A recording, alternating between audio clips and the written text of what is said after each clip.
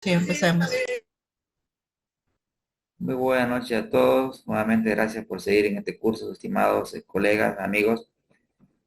Estamos en la clase número 11 de nuestro curso de evaluación de inversiones nivel experto. Hoy vamos a dar una introducción a lo que es el análisis de riesgo eh, para proyectos de inversión. Y antes de ir con el contenido, algunos aspectos importantes de lo que es el riesgo. Bien, un componente central de riesgo es el tiempo. Por ejemplo, nosotros estamos ubicados en un momento inicial, ahora mismo, un momento inicial, y nosotros hacemos una proyección.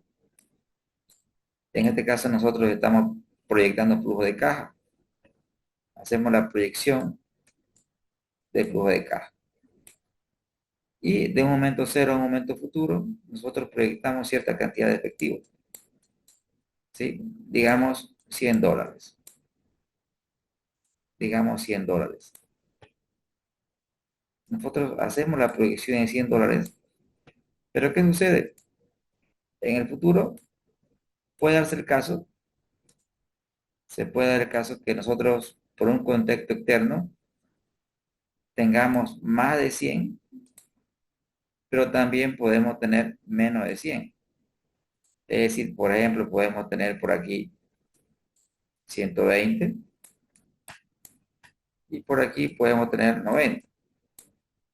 Tenemos aquí entonces un buen escenario, un escenario no tan favorable, pero sin embargo, no solamente se pueden dar esos escenarios, puedo tener otro, puedo tener otro,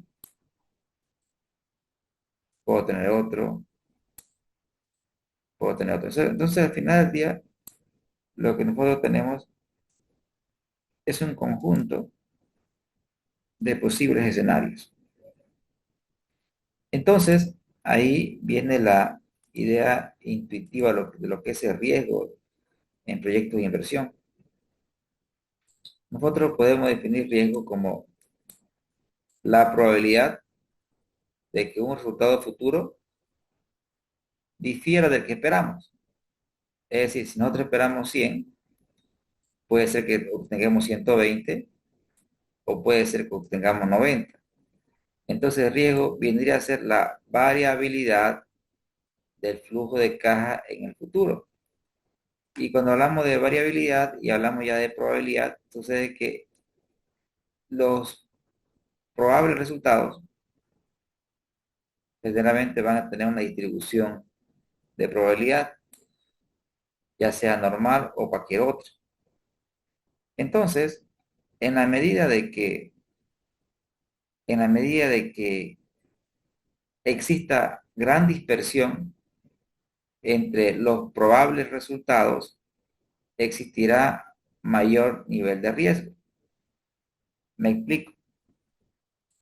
Por ejemplo, si tenemos nosotros dos escenarios futuros, y en este caso, por ejemplo, si hablamos del mismo flujo de caja, lo más probable es que tengamos 100, ese es el que esperamos, pero sucede que hemos hecho bastantes escenarios y, por ejemplo, en este caso, podríamos tener un flujo negativo de -50 y acá llegar a 200, o aquí tener un caso de 90 y llegar a 120.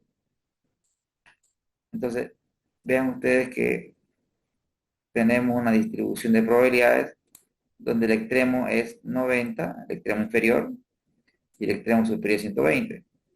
Pero en este caso, podemos tener una distribución más plana, donde lo peor que nos podría pasar es tener un flujo negativo de 50 y lo mejor que nos podría pasar es tener un flujo de 200. Entonces, en la medida de que exista mayor variabilidad o mayor rango de variación, vean ustedes que aquí tenemos un rango de variación más amplio que este. Entonces, eso evidencia claramente que aquí estamos asumiendo mayor riesgo que en esta distribución. Aquí más riesgo, aquí menos riesgo. Entonces, riesgo vendría a ser la probabilidad, porque está asociado a una distribución de probabilidad, de que un resultado futuro difiera del que nosotros esperamos.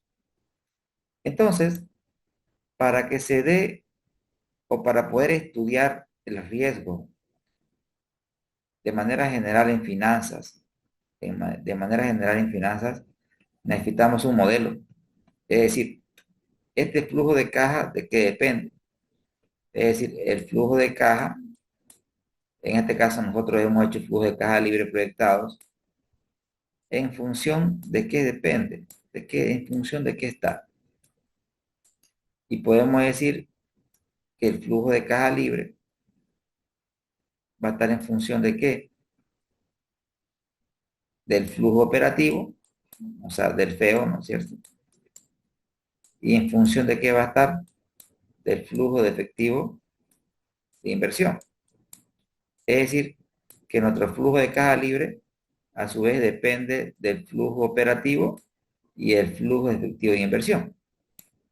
Pero a su vez, el flujo de efectivo operativo depende de qué? Depende del resultado operativo y depende de la variación de las necesidades operativas de fondos. ¿Correcto? Y a su vez, y a su vez, a ver, primero antes de continuar, quiero ver esto. ¿Puedo borrar la pizarra, señores? ¿Se entendió hasta aquí? ¿Se entiende la explicación hasta Sí, aquí? sí, muy bien, Juan, muy bien. Perfecto, perfecto. Ahora voy a borrar y quiero para tener un poco más la pizarra. Ok. Retomando, le decía que para poder modelar requerimos, para hacer análisis de riesgo requerimos un modelo. Sí o sí necesitamos un modelo. Y para entender lo que es un modelo, tenemos que entender que el flujo de caja que estamos nosotros proyectando, está en función de qué? Está en función del flujo de efectivo operativo y está en función del flujo de efectivo de inversión. Ahora bien, a su vez, este flujo de efectivo operativo, el flujo de efectivo operativo, está en función de dos variables fundamentales que es el resultado operativo y en función de la variación de las necesidades operativas de fondo. A su vez, el resultado operativo,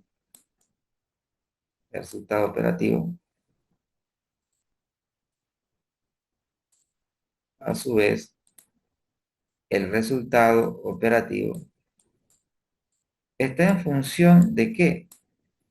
Está en función del precio que usted ha fijado, está en función de su costo variable unitario, está en función de sus costos fijos, está en función del volumen de ventas. Y a su vez, las necesidades operativas de fondo están en función de cómo usted gestione sus cuentas por cobrar, está en función de cómo usted gestione su inventario y está en función de cómo usted negocie con el proveedor las cuentas por pagar. Entonces, si extendemos el FEO, entonces el flujo de efectivo operativo va a estar en función de qué? Va a estar en función del resultado operativo. Pero el resultado operativo depende de todo esto. Es decir, va a depender de mi precio de venta, va a depender de mi costo variable unitario, va a depender de mis costos fijos, va a depender del volumen de ventas, va a depender de mis cuentas por cobrar, va a depender de mi inventario y va a depender de mis cuentas por pagar. Entonces, ahí tenemos un componente fundamental del FEO. En consecuencia, ya nosotros sabemos las relaciones que existen, las relaciones lógicas que existen entre el FEO y cada una de las variables. Por ejemplo, nosotros sabemos que si el precio de venta aumenta, ceteris paribus, es decir, si solamente aumenta el precio y todo lo demás permanece constante, el flujo va a aumentar. Si mis costos variables bajan, ceteris paribus, y todo lo demás permanece constante, el FEO va a subir. Si usted, si usted es eficiente y reduce sus costos fijos, su FEO va a subir. Si usted es eficiente en generación de volumen de ventas, su FEO también va a subir. Si usted gestiona bien su cuenta por cobrar, reduce el tamaño de su cuenta por cobrar, su FEO va a aumentar. Si usted es eficiente en la gestión de inventario, busca trabajar con inventarios mínimos, su FEO va a subir. Si usted es hábil en negociar con los proveedores mayores plazos de pago, su FEO va a subir. Entonces, todo lo que les expliqué son las relaciones que tenemos que tener presente en cuanto a las variables que afectan al flujo de efectivo operativo. Ahora, la gran pregunta es, ¿cuál de estas variables afecta más al flujo de efectivo operativo? Entonces, cuando nosotros nos preguntamos, ok, perfecto, ¿cuál de estas variables afecta más? Ya estamos nosotros haciendo un análisis de riesgo, ¿sí? Porque estamos viendo la variable que más impacta en el flujo operativo. Primer análisis, ¿no? Ahora, en cuanto al flujo efectivo de inversiones, fundamentalmente aquí tengo que, cuando a la hora de hacer un proyecto, tengo que planificar bien mis inversiones. ¿En qué sentido? Antes de borrar esto, chicos, colegas, amigos, ¿se entendió esto, jóvenes, señores, colegas? Sí, profesor. Perfecto. Entonces, todo lo que estamos explicando es modelación financiera. Un modelo siempre va a tener una Y, una X. Creo que es lo más fácil para entender lo que es un modelo. Un modelo es Y en función de X. Si usted tiene Y en función de X, es un modelo. Esto es una variable independiente y esto es una variable dependiente. Cada vez que usted formule esto en un libro de Excel, es un modelo. Si tiene un modelo, podemos hacer análisis de riesgo. Bien, ahora eso en cuanto al FEO. Vamos ahora, vamos ahora con el flujo de inversiones.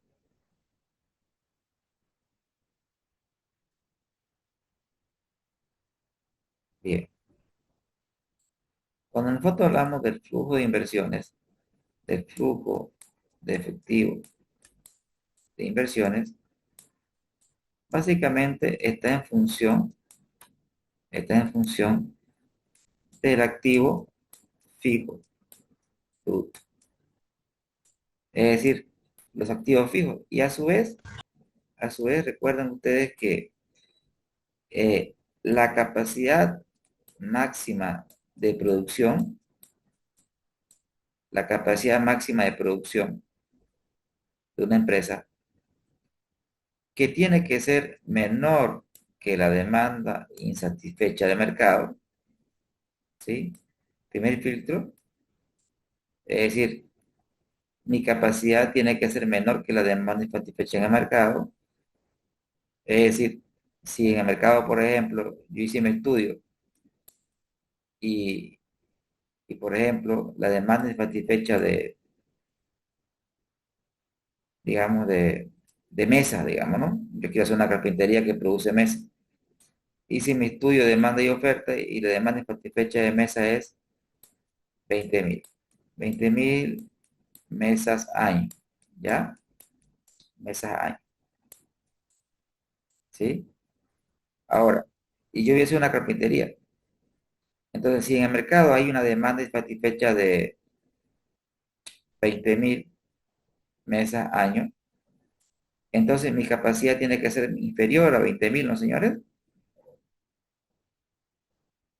¿Correcto? y claro, Sí. Perfecto. Entonces, desde el punto de vista de la modelación, la capacidad máxima está en función del activo fijo bruto. Entonces, no hay que, o sea, hay que darse un baño de realidad, ¿no?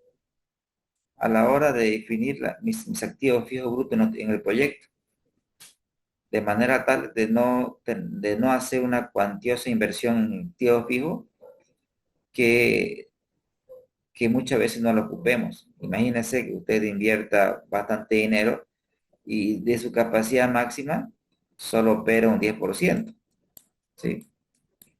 Entonces es mejor hacer una inversión eficiente y aprovechar el activo. Ya sin el tiempo la demanda aumente, es mejor planificar inversiones, ¿no es cierto?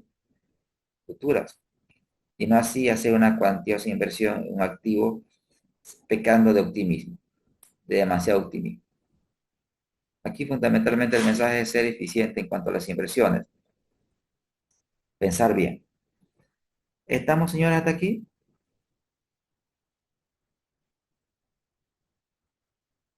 Sí.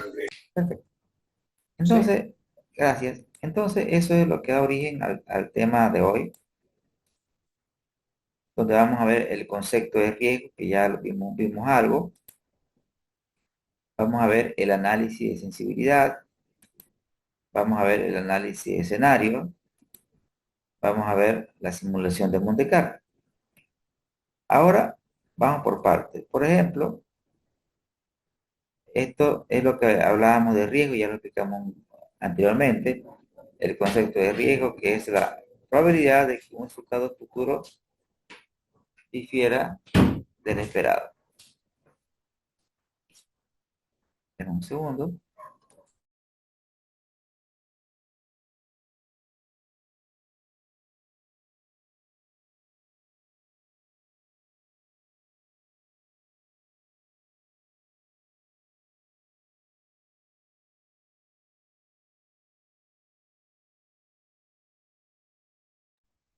Bien, como les comentaba, ya esto fue lo que vimos anteriormente. Ahora, el riesgo, fíjense que no necesariamente quiere decir algo malo, ¿no? Solamente quiere decir que es a mayor dispersión del posible resultado, mayor nivel de riesgo. Perfecto, eso lo tenemos que tener clarísimo, como el agua. Y vamos aterrizando algunos conceptos importantes, como por ejemplo el riesgo de negocio. El riesgo de negocio también le podemos llamar riesgo operativo. Mire, y el riesgo de negocio acá lo explica muy bien. Riesgo asociado a las operaciones de la empresa. Miren ustedes, este concepto es interesante, ¿no? No me lo he inventado yo, es la literatura. Riesgo asociado a las operaciones de la empresa. Este concepto es extraído de Besley, Finanzas Corporativas, el libro que se lo voy a pasar a la plataforma al finalizar la clase para que le diga una leída. Entonces, riesgo asociado a las operaciones de la empresa. Miren lo interesante, ¿no? El concepto que dice. Riesgo asociado a las operaciones de la empresa, perfecto. ¿Y las operaciones de la empresa dónde terminan, señores? ¿Estamos de acuerdo? Sí, Perfecto. Las operaciones van a terminar en el flujo de efectivo operativo. Entonces, todas las variables que afectan al feo son sujetas de análisis, ¿correcto? Son sujetas de análisis. Y podríamos hasta decir que el riesgo de negocio, ¿sí? Podríamos decir que es la probabilidad de que el flujo efectivo operativo proyectado difiera del esperado. Porque usted proyecta un feo, y puede ser que tenga más o menos. Entonces podríamos definir nosotros ahora mismo, podríamos, porque al final de cuentas, las definiciones y los conceptos nacen de un análisis, nacen de la lógica y la razón. Y un autor pone su concepto, lo defiende, y otros iguales lo defienden, y así nacen las corrientes, ¿no, señores conceptuales? Nosotros ahora mismo podríamos decir que el flujo efectivo, el riesgo operativo, es la probabilidad de que el flujo efectivo operativo esperado o el proyectado difiera del esperado. Entonces, todo lo que afecte al flujo efectivo operativo, entonces es sujeto a análisis para el riesgo. Ahora bien, cuando nosotros hablamos de riesgo asociado a la operación de la empresa, acá tenemos algo interesante.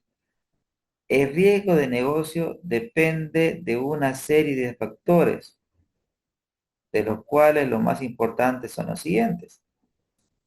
Y mire, y cita, variabilidad de las ventas. Es decir, parte del riesgo de negocio es la variabilidad de las ventas, tanto en cuanto a cantidad, en cuanto a precio. ¿Sí? Por ejemplo, los flujos de venta de pasajes para vuelos, por ejemplo, en avión, la cantidad de personas que entran a un hotel. Vean ustedes que están, bueno, lo que sí estamos de acuerdo que la cantidad siempre va a ser una variable importante en los flujos, definitivamente, ¿no? Porque es el primer renglón de un ER, ¿no es cierto? Del estado de resultado, el primer renglón va a ser precio por cantidad, ¿sí?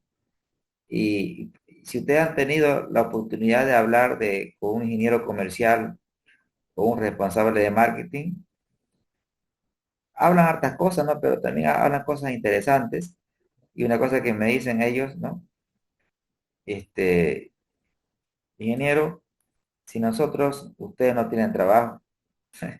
Y no está mal lo que dicen los señores, porque al final del día, ellos son importantes, ¿no?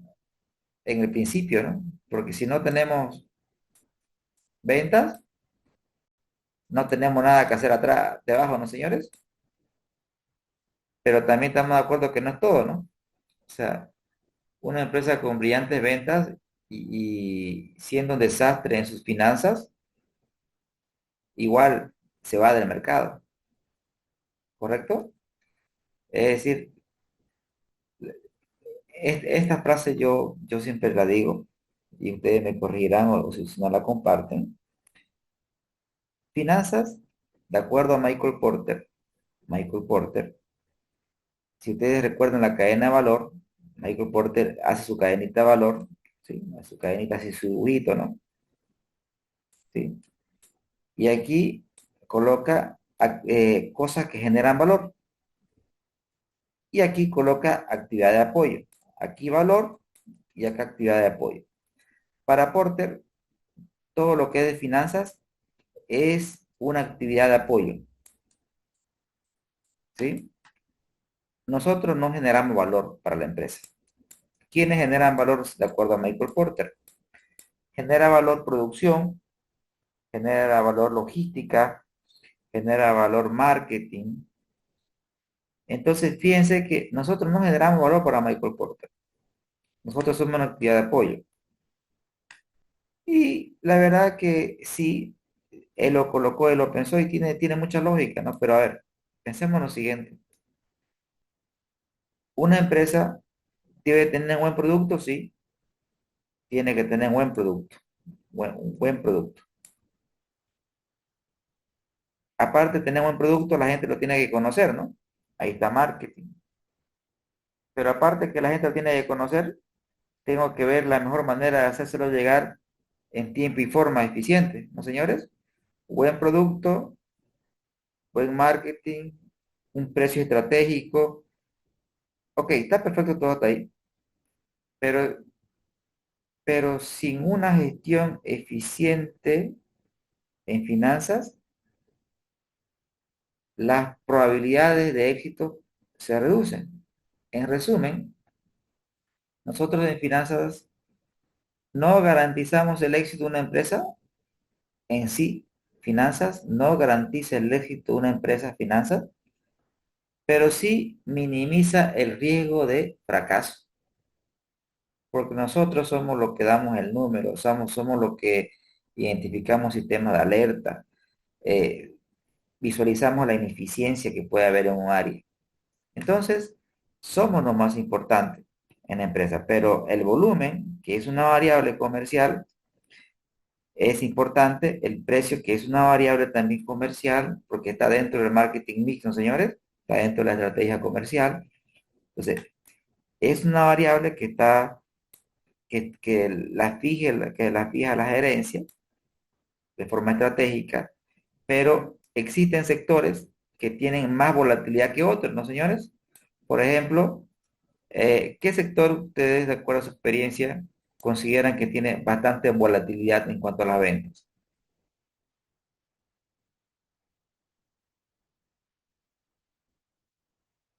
Mismo mercado podría ser. ¿Los supermercados? ¿Se refiere a las áreas o No, todo no, en no, me conjunto? refiero yo en Mercado. cualquier empresa. ¿Qué sectores? Más que empresas, sectores, ¿no? ¿Qué sectores de la economía podrán ser altamente volátiles en cuanto a ventas?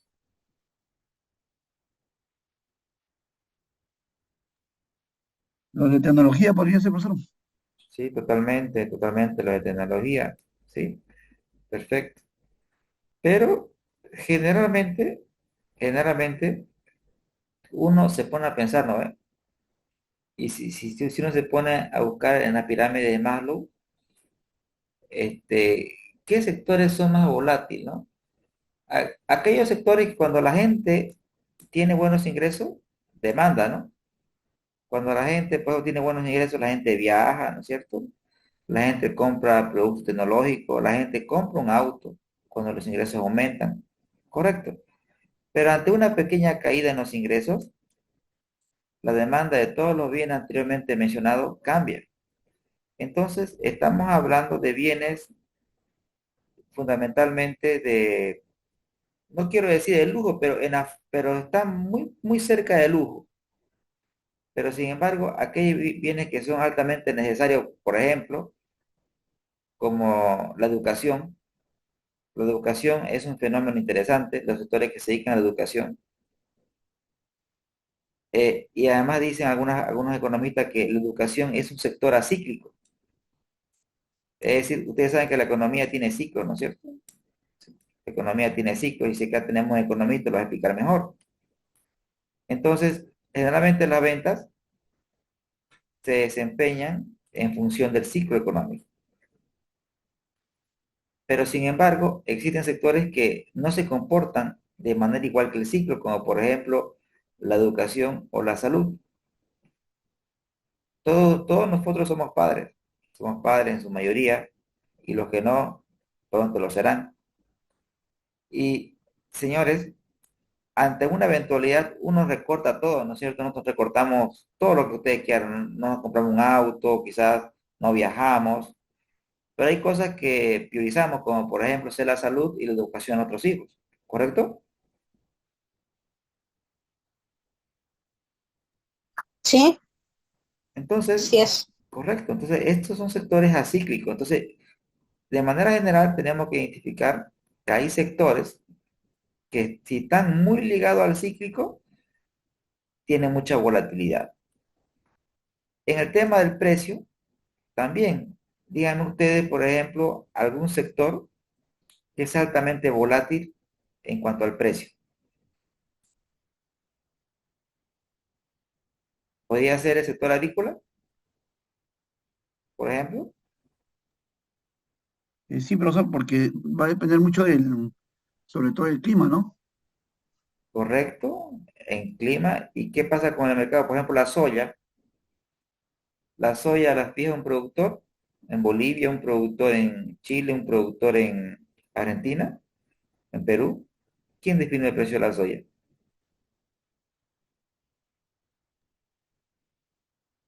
La demanda debe ser. Correcto, es el mercado mundial, la oferta y demanda, ¿no es cierto?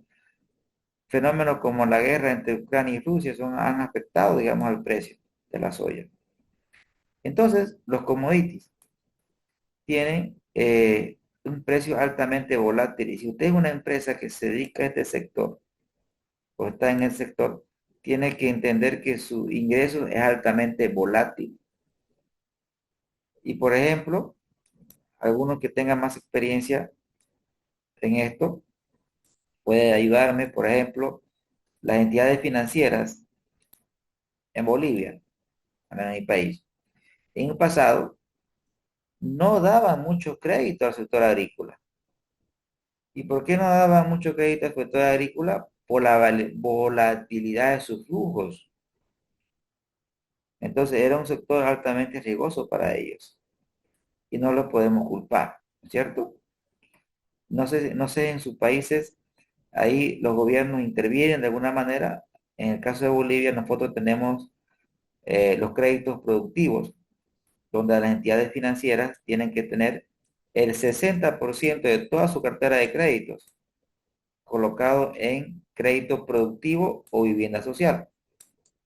Entonces los bancos están obligados a prestar dinero a este sector, pero es un sector altamente volátil en cuanto a sus flujos.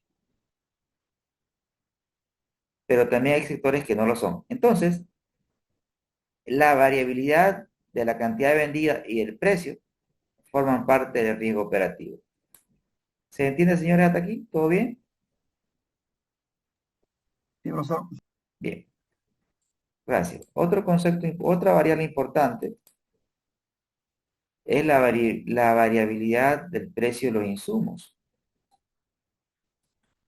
Por ejemplo, por ejemplo, eh, en la particular, yo vi, por ejemplo, la situación cuando recién inició la guerra entre Ucrania y Rusia.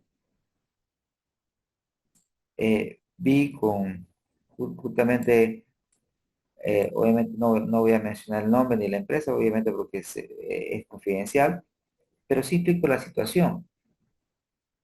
O sea, esta empresa producía harina de trigo, harina.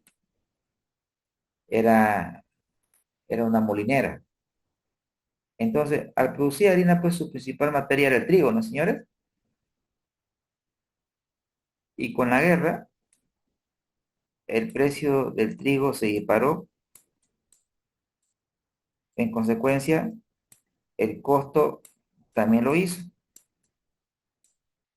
Si se dispara el costo, el margen cae, si es que no ajustamos precio. Entonces, ellos tenían que ajustar el precio porque el precio del insumo subió. Si el precio del principal insumo sube, los costos suben. Y si usted no modifica precios, su margen va a caer. ¿Correcto? Entonces, si su materia prima de usted es altamente volátil, obviamente, obviamente le va a pegar duro en sus costos un pequeño cambio. Entonces, analizar mi estructura de costos es fundamental para toda empresa.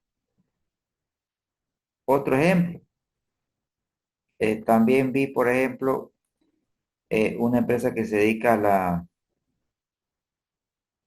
a las bebidas rehidratantes acá en la ciudad de Santa Cruz de la Sierra, donde, por ejemplo, esta empresa, disculpen el dibujo horrible, fundamentalmente el costo de una botella podemos diferenciarlo en materia prima, mano de obra directa y, por ejemplo, el envase.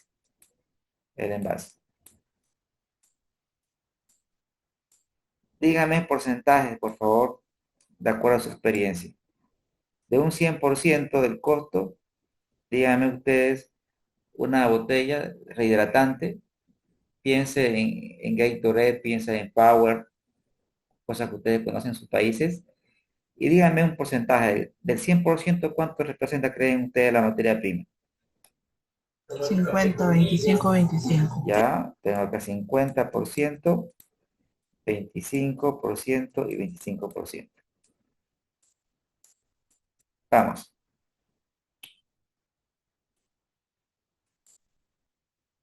¿Alguien más?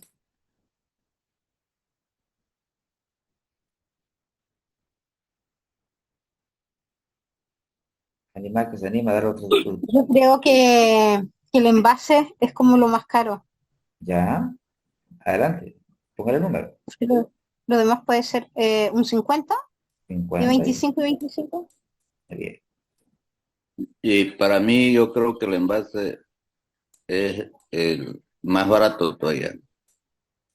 Yo Ya, pondría en el envase un 10%, la mano de obra un 40% y la materia prima 40%. Va, 50. 50%. Bien, gracias. Profesor, una consulta, ¿le puedo hacer una consulta? Pero claro que sí. Ahí, la mano de obra, yo pienso que esa empresa, esa bebida, me da la idea de que debe estar industrializada, o sea, deben de meter los químicos, el agua, lo que necesitan, y salir todo listo de una maquinita y rellenando las botellas por una cinta. No veo que mano de obra sea como muy cara no sé, tengo dudas. Excelente. Excelente. Entonces, una palabra fundamental es el proceso, ¿no? Generalmente estamos hablando de una empresa industrial, ¿sí? Quizás una empresa manufacturera, quizás tenga un peso bastante la mano de obra, si es que lo hace de manera manual todo el proceso, ¿no? Pero si es de índole industrial, esta empresa es industrial. Les cuento porque yo, honestamente, uno desde el campo de vista académico teórico, mi lógica mía en el pasado era esta de aquí, yo me iba por esta de aquí más o menos, me cegaba, ¿sí? Pero en la práctica, ya luego de ver varios casos, ver varios casos prácticos, eh, y señores, les cuento que el envase, el envase representa entre el 65% y el 70% del costo, ¿sí? Le sigue MP y finalmente la mano de obra directa. Entonces, el envase, que está constituido por la botella, la tapa y la etiqueta, tienen un peso significativo en el costo. Pareciera no lógico, pero señores, pero ahí les pico la curiosidad e investiguen y se van a dar cuenta que van a llegar a esta conclusión en su investigación. Es decir, que el envase tiene un peso importante. En consecuencia, ¿dónde me dio el ejemplo?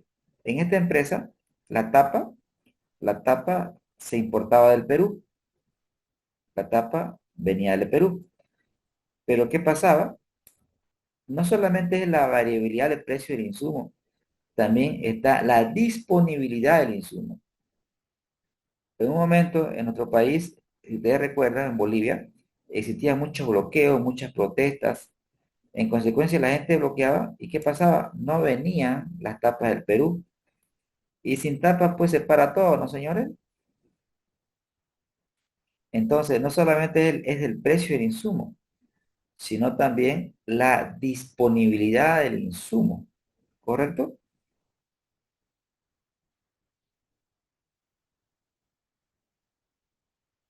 ¿Se entiende el mensaje? Sí, profesor. Perfecto. Vean que todo lo que estamos hablando es profundizando lo que charlamos en un principio.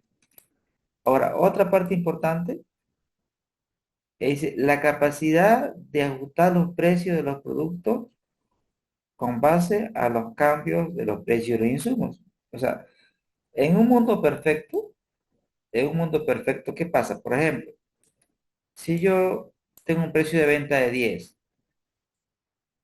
y mi costo variable unitario es 5 y por alguna extraña razón mi costo variable unitario aumenta a 6, aumentó mi costo. Entonces, en un mundo perfecto, lo que yo debería hacer, si aumentó mi costo, lo aumento aquí a 11, ¿no es cierto?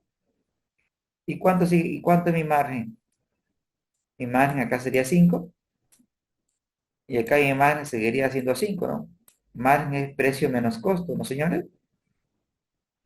En un mundo Así es. perfecto. En un mundo perfecto es así, tal cual. Pero, por ejemplo, ¿pero qué pasa si nosotros estamos en una posición de seguidores? No somos líderes. Y les hablo de un caso particular de acá nuevamente. Hubo una época de que en mi país yo tenía un colega que se dedica a la producción de salteñas. ¿Conocen ustedes la salteña? No, No, no, la salteña es en Argentina, Bolivia, Perú. No, no conocen salteña en Perú. no, no, no. Chile.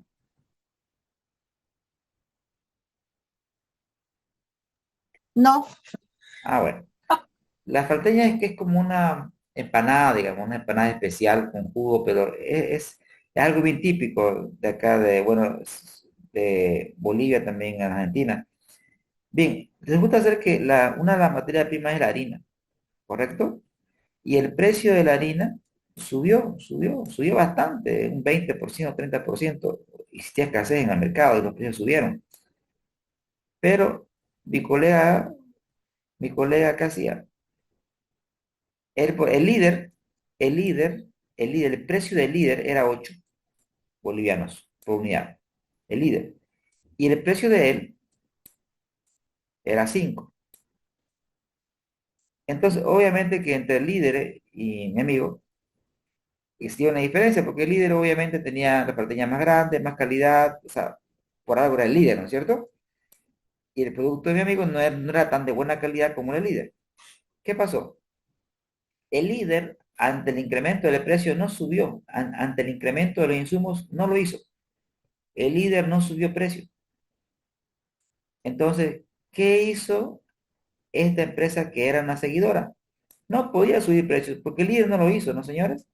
Si lo subías a 7, ¿qué iba a pasar con sus ventas? Disminuían. Correcto, porque el ser humano es racional, ¿no es cierto? La persona que van a decir, no, no, pues si se aproxima al líder, mejor le compro al líder, ¿no es cierto?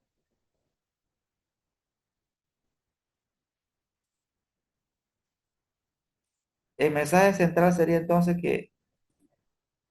que si no tengo mucha capacidad, tengo que ver la capacidad que tenemos para ajustar nuestros precios. Si no somos seguidores, no vamos a tener esa capacidad inmediata para ajustar nuestro precio de venta ante un incremento en los costos. Bien, entonces es una variable también a considerar.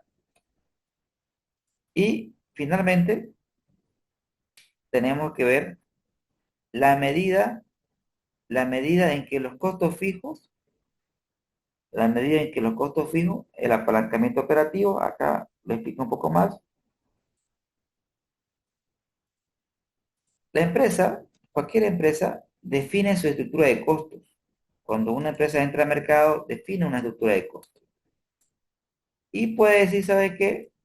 Yo soy una empresa que va a trabajar con esta estructura de costo variable y esta estructura de costo fijo. Es la empresa A, por ejemplo. Pero también nosotros podemos tener otra empresa, claro que sí. Otra empresa que diga, no, ¿saben qué? Yo voy a tener otra estructura de costos, donde para mí va a ser al revés, más costo variable y menos costos fijos. Entonces, en la medida de que la empresa tenga bastantes costos fijos, si tiene muchos costos fijos, incrementa el riesgo de negocio, ¿sí? Si la empresa tiene bastantes costos fijos, incrementa el riesgo de negocio. ¿Por qué? Porque recuerden ustedes que el riesgo de negocio, al final del día, es el impacto al feo, ¿no es cierto? ¿Por qué una empresa con muchos costos fijos tiene un mayor riesgo de negocio? ¿Por qué? Porque resulta ser que si las ventas o un factor externo, si el volumen de ventas cae, pregunto, ¿los costos fijos caen? Se mantiene. No, los No. variables pueden caer. Correcto, correcto, porque recuerden ustedes que por definición el costo fijo depende fundamentalmente del tiempo, ¿no? Y el costo variable depende fundamentalmente de la cantidad. En consecuencia, los costos fijos dependen del tiempo porque son bolivianos mes, dólares mes, y el costo variable depende del volumen. Entonces, si cae el volumen, va a caer mi costo variable, pero mi costo fijo va a permanecer constante. Y si su empresa de usted tiene, o su empresa o su emprendimiento tiene muchos costos fijos, entonces créame que está más expuesto a riesgo de negocio, porque una pequeña variación de la cantidad le va a pegar más a su flujo. ¿Se entiende, señores, esta parte? Perfecto. Excelente. Continuando con la explicación, estimados colegas. También vemos el tema del riesgo financiero. Generalmente, cuando un emprendimiento no tiene deuda, solamente la afecta el riesgo de negocio. Pero acá aparece, fíjense ustedes, el concepto de riesgo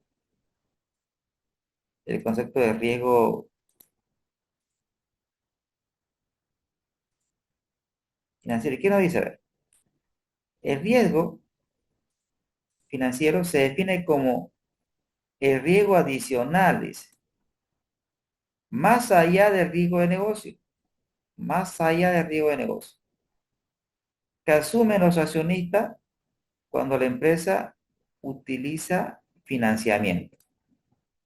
Es decir, si una empresa no tiene deuda, solamente se expone al riesgo de negocio. Pero si una empresa tiene deudas, ¿sí? Tiene deudas, ya aparece el riesgo financiero, ya aparece el riesgo financiero. Recuerden ustedes que si lo vemos como un cuento, recuerden, el flujo de caja libre, si la empresa no tiene deuda, todo este flujo de caja, ¿para quién es?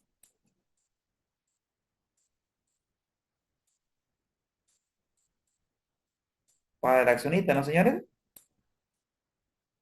Si la empresa no tiene deuda. Pero si la empresa tiene deuda, no. ¿Sabe qué? Una parte de este flujo tiene que irse a cubrir la deuda, ¿no es cierto? Y la otra parte, si es que sobra, La otra parte, si es que sobra, ¿para quién es? Para el accionista. Entonces, si una empresa tiene deuda, entonces la probabilidad de que este señor reciba cash, a ver, pensémoslo así, si la empresa tiene deuda, la probabilidad de que este señor reciba dinero suba, sube o baja.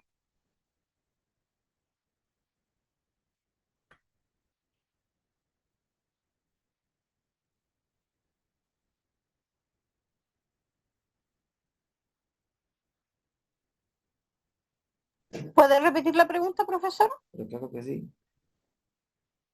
La, si una empresa, si una empresa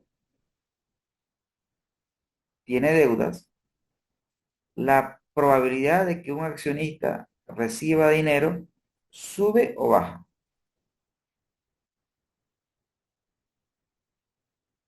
Baja. Baja en términos generales. Correcto, o sea, porque, bueno, en realidad depende, uno podría decir, por eso va a depender de la administración de la deuda, porque si es buena deuda debería aumentar, ¿no es cierto?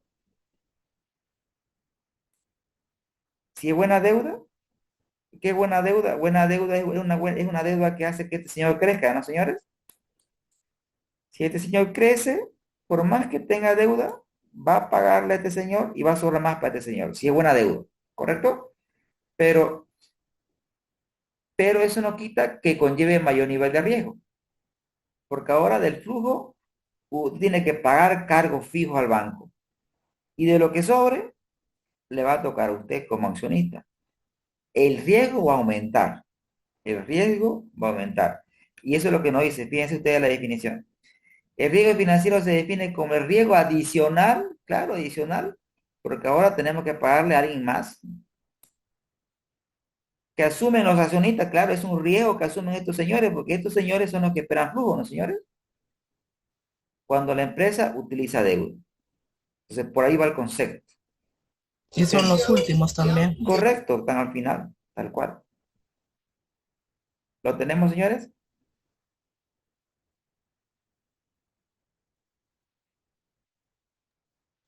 Sí, todo claro. Perfecto, Todo. excelente. Bien. Y ahora, el análisis de sensibilidad, si alguien me puede ayudar con la lectura, por favor.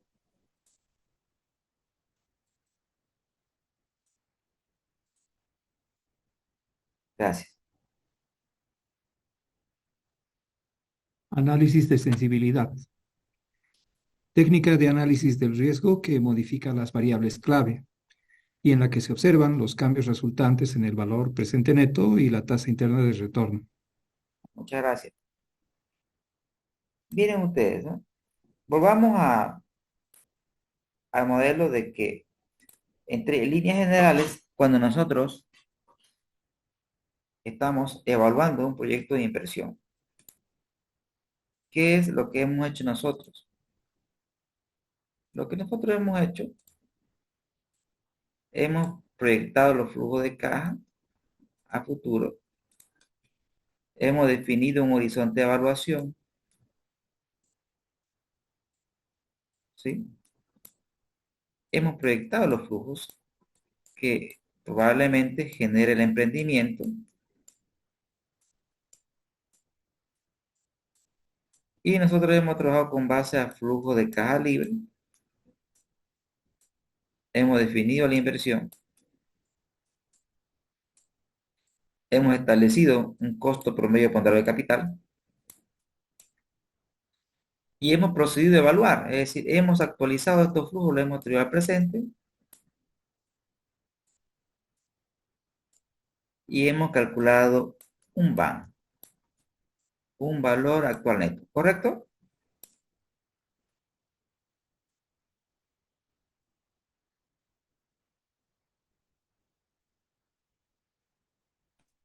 ¿Estamos hasta ahí? Sí, profesor. Sí. Bien, Ahora, si esto nosotros lo llevamos a lógica de modelo, podríamos decir, ¿sabe qué? Entonces, el van va a depender del flujo de caja libre que hemos proyectado, pero también va a depender del costo promedio ponderado de capital. Perfecto. Pero el flujo de caja libre, por el análisis que hemos hecho anteriormente, el flujo de caja libre, a su vez, depende de el precio de venta, depende del costo variable unitario, depende del costo fijo, depende de volumen de ventas, depende de cómo usted gestione su cuenta por cobrar, depende de cómo usted gestione su inventario, depende de cómo usted negocie con el proveedor. En consecuencia, cuando nosotros vemos el análisis de sensibilidad, lo que estamos buscando es explicar técnica de análisis que modifica las variables clave. Bien, estas son las variables clave. Y en las que se observan los cambios resultantes. O sea, lo que estamos viendo es cuál de estas variables afecta más al flujo. Y si afecta al flujo, afecta al van. ¿Cuáles de estas variables claves son las que más afectan al van? ¿Y qué es lo que se hace en sensibilidad? Lo que se hace es un análisis ceteris paribus, es un análisis unidimensional. ¿Me explico? Cuando nosotros hacemos un análisis de sensibilidad, ¿sí? ¿Qué hacemos primero? Estudiamos el flujo de caja libre. El flujo de caja libre lo estudiamos en función del precio, primeramente. Y todo lo demás, decimos ceteris paribus. ¿Y qué es lo que decimos nosotros? Ok, ¿qué pasa si el precio sube? ¿Qué pasa si el precio baja? ¿Cuánto me pega en el flujo? ¿Cuánto me afecta el flujo? Y si me afecta el flujo, me afecta el banco. Y lo que yo hago, y lo que se hace, es ver cuál de estas variables afecta más al flujo. Y si afecta más al flujo, en consecuencia, afecta también al valor actual neto. ¿Se entiende el concepto de análisis de sensibilidad, señores? Sí, Perfecto. Y lo siguiente es el análisis de escenario. ¿Sí? ¿Me ayuda? Profe, disculpe, Adelante. y respecto a la TIR, ¿se mantendrían las mismas variables que el VAN? Porque, o sea, por el método de aproximación, si uno lo ve, la TIR, utilizamos el VAN, ¿no? Pero bueno, en el Excel se hace de manera directa, ¿no? Es una fórmula. ¿Podríamos decir que estarían afectando las mismas variables en la TIR? Pregunta bien inteligente. Bien, a ver, recuerden que la TIR es importante, la vimos, pero también vimos que tenía muchas desventajas, ¿no es cierto? Así es. Sí, Entonces, yo les sugiero que hagan el análisis solamente con el BAN. No es necesario hacerla con la TIR, porque el BAN es un indicador más robusto. Ahora, con relación a su pregunta, que es pertinente, la voy a responder. Recuerden ustedes que el BAN, el BAN está en función de el flujo de caja libre y el costo promedio ponderado de capital, ¿correcto? sí, Bien. Ahora, la TIR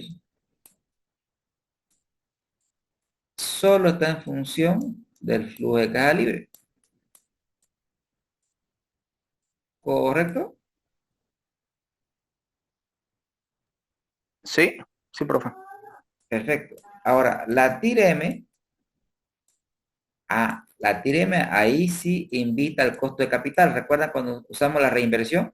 La TIR-M está en función del flujo de caja libre y está en función del costo promedio ponderado de capital.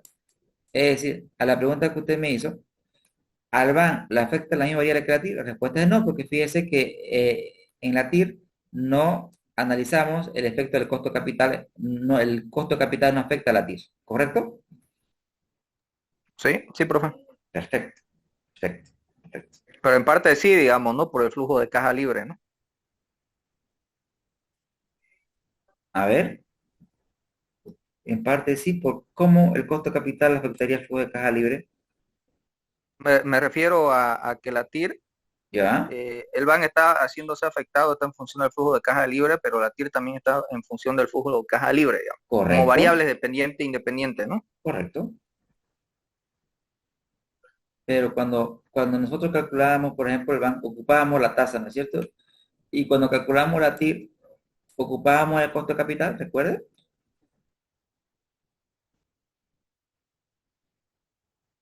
Cuando calculamos la TIR solamente requerimos las salidas y las entradas, ¿no es cierto? No interviene el costo de capital en el cálculo de la TIR, ¿no es cierto? Interviene como punto de comparación, ¿no? Pero en cálculo no. ¿Limber? No, súper, profe, súper. En la Perfecto. TIR M sí, digamos, ¿no? Estarían los Correcto. dos, las dos variables. Correcto, correcto. Gracias, profe. Excelente. Perfecto. Ahora, continuando con esto, con esta parte conceptual.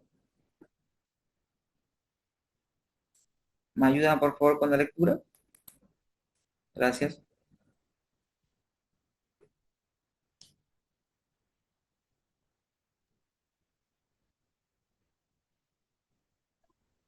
A ver, análisis de escenarios.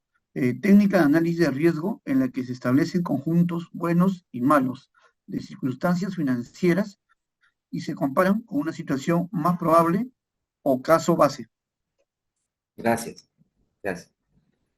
A diferencia de la técnica anterior, cuando nosotros hacíamos el BAN en función de una variable ceteris paribus, lo que hace esta técnica es lo siguiente. Esta técnica lo que hace es, primero, me coloca aquí, me coloca las variables. Me coloca las variables. Me coloca las variables, por ejemplo, las variables pueden ser el precio de venta, el costo variable unitario, los costos fijos. Y me plantea fundamentalmente, bueno, no fundamentalmente, generalmente tres escenarios. El escenario pesimista, lo peor que puede pasar, el escenario más probable,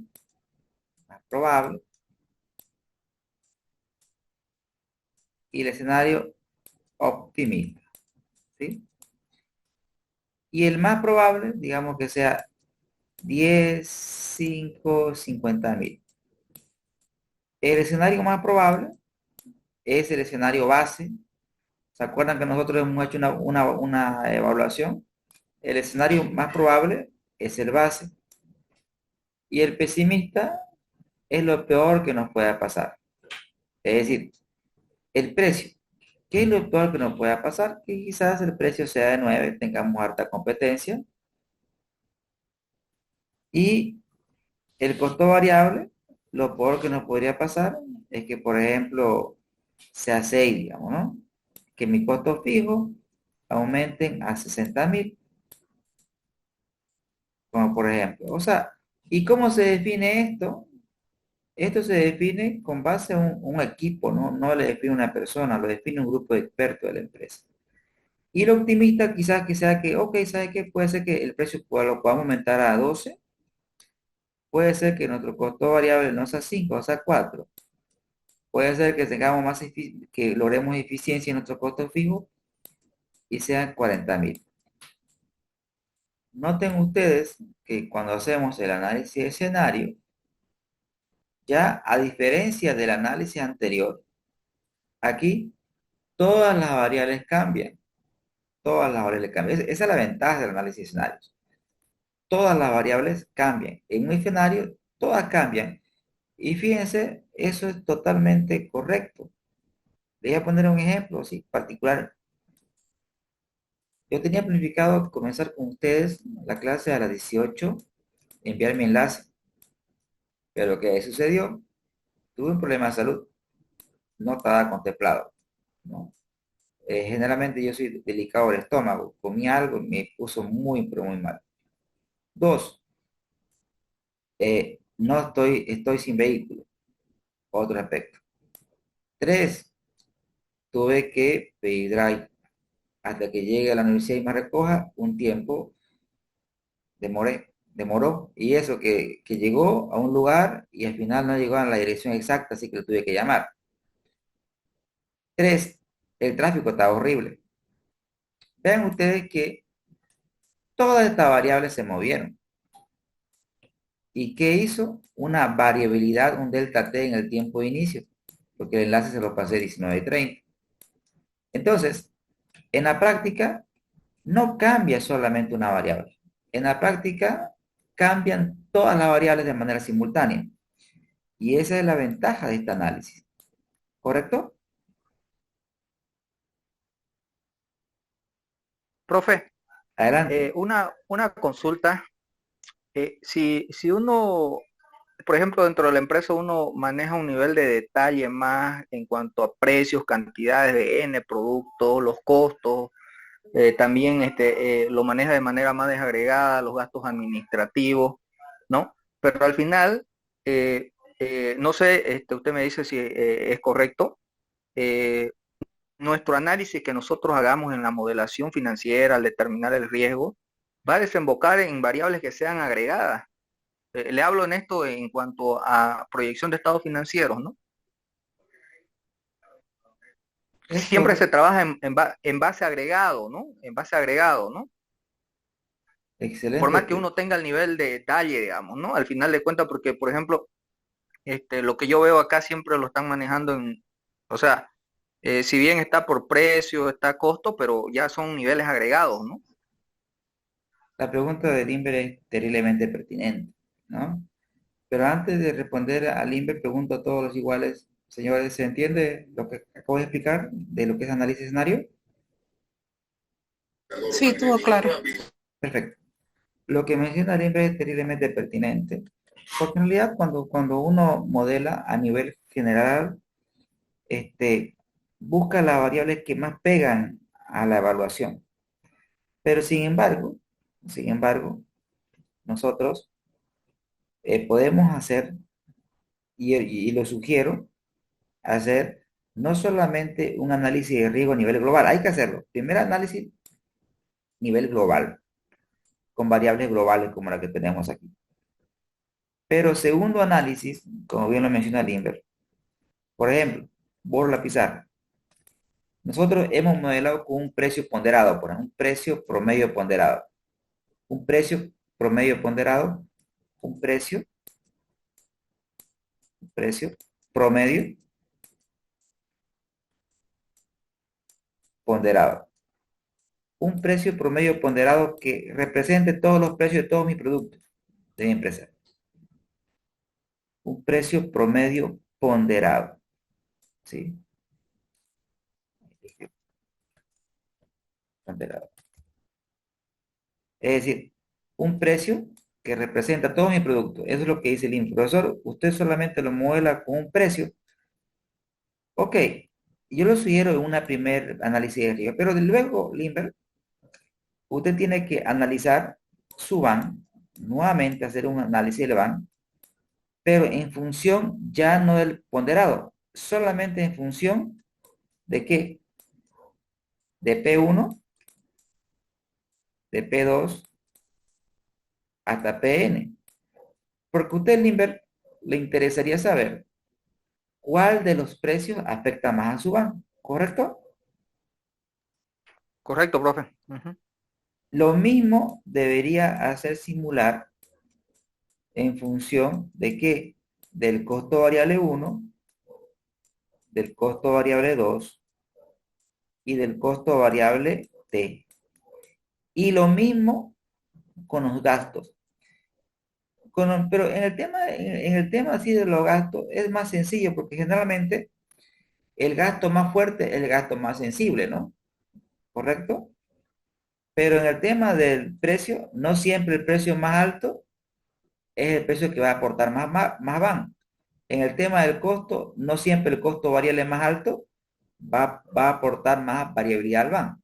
Entonces, en estos niveles, sí. En el tema de gasto es más sencillo porque con un análisis vertical nosotros podemos identificar cuáles son los gastos más relevantes y en consecuencia más sensibles y en consecuencia lo que debo hacerle más seguimiento. ¿Se entendió, señores? No, excelente, profe, gracias. Muy bien. Ahora, para terminar esta parte teórica, está la simulación de Monte Carlo. La simulación de Monte Carlo, vean ustedes que dice técnica de análisis de riesgo mediante la cual se simulan acontecimientos futuros probables en una computadora para generar una distribución de probabilidad. Bueno, en cristiano, nosotros tenemos nuestro modelo, recuerden, Y en función de X, ¿ya? Siempre. Manejémoslo así, como lenguaje general. Y nosotros podemos decir, ok, X, por ejemplo, una X. Un segundo. Ahí. Por ejemplo, le decía, tenemos acá una X y acá tenemos la Y. La Y generalmente va a ser el valor actual neto y una X el precio. La Y el van. Entonces, ¿qué dice el concepto? Dice, ¿no? El van va a tener una distribución de probabilidades, o sea que el van, nuestro valor actual neto, va a tener una distribución de probabilidad. Claro, va a tener una distribución de probabilidad. Es decir, a diferencia del caso anterior, tenía valores puntuales, en cambio ahora tenemos un conjunto de probables valores. ¿Y cómo se obtiene esta distribución de probabilidad del van? Sucede que a esta variable de entrada que es precio, en función de su historia, en función de la historia, nosotros a este precio ya no le vamos a cargar escenario pesimista, optimista, no. Ahora nosotros le vamos a dar, ¿sabe qué? Con base a la historia, este precio tiene una distribución de probabilidad. Es decir, a cada variable X, nosotros con base a su historia o con base al criterio lógico, vamos a asignarle un comportamiento probabilístico. Por ejemplo, al costo fijo le podemos asignar también una distribución asociada. Podemos decir, ¿saben qué? Los costos fijos van a tener, por ejemplo, una distribución uniforme. Es decir, a cada variable le asignamos una distribución de probabilidad. Y con base a esa distribución de probabilidad, y así sucesivamente a todas ellas, hacemos simulaciones. 1000, 2000, 5000. ¿Y qué va a hacer eso? Todas estas variables se van a ir moviendo y me va a ir generando una distribución de probabilidad del van, y es esto lo que nosotros analizamos. Esto nosotros lo vamos a hacer con Crystal Ball, y es el video que ya me imagino que todos deben tener instalado en su computador el programa Crystal Ball. ¿Correcto, señores? Profe, entonces el análisis de escenarios vendría a ser un análisis que, si bien se hace en Excel, pero sería un análisis que no incorpora probabilidad y sería también ceteris paribus. El de escenarios, El de escenario, ajá. El optimista, pesimista, el más probable. en realidad Ese no incorpora probabilidad, ¿no? no incorpora probabilidad, pero no es heteripario porque todas las variables cambian. Cambian todas las variables. Ah, ya, Correcto. correcto. Gracias, profe. Excelente.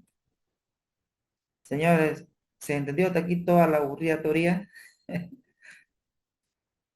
Y si no tuviéramos historia. Bien.